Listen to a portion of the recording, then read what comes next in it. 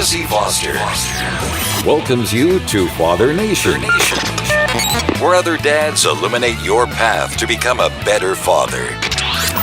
Prepare to enter into the man cave.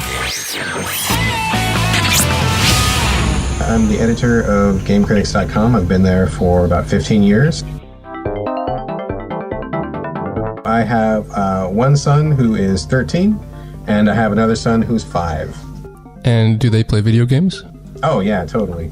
Not to say that we don't filter the games that they play. I mean, we actually are very strict about what games they play. We definitely monitor everything that gets into their hands. So nothing really violent, nothing bloody, nothing that would be, more mature skewing. So everything that they have access to is age appropriate. And we're usually sitting right next to them when they play. So it's not even like the kids go off in their own room and they disappear for hours. It's like they're right here in the living room with us. We have all of our consoles in the main living area, so people can play as much as they want, but then other family members are around, and we just keep, interacting throughout the day. So it's not like a in the basement in the dark kind of thing. It's like a very social family get-together kind of thing.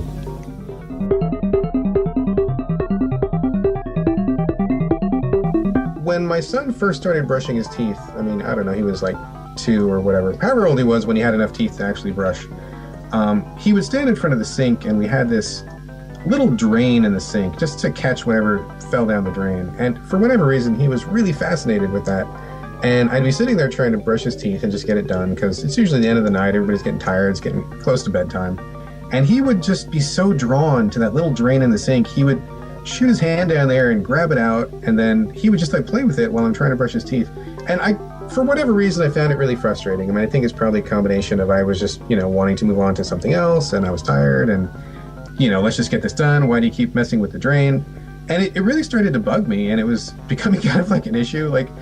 And then all of a sudden, I think the aha moment kind of came when I'm sitting there, upset about this thing, and I'm like, why am I even upset about this? This is ridiculous. I kind of stepped outside myself for a second, and I thought, who cares if he's playing with the drain? It doesn't matter. I can still brush his teeth. Even if I can't, it's only going to take 10 seconds for him to pick that thing up and play with it and put it back, and we'll just move on with our teeth brushing.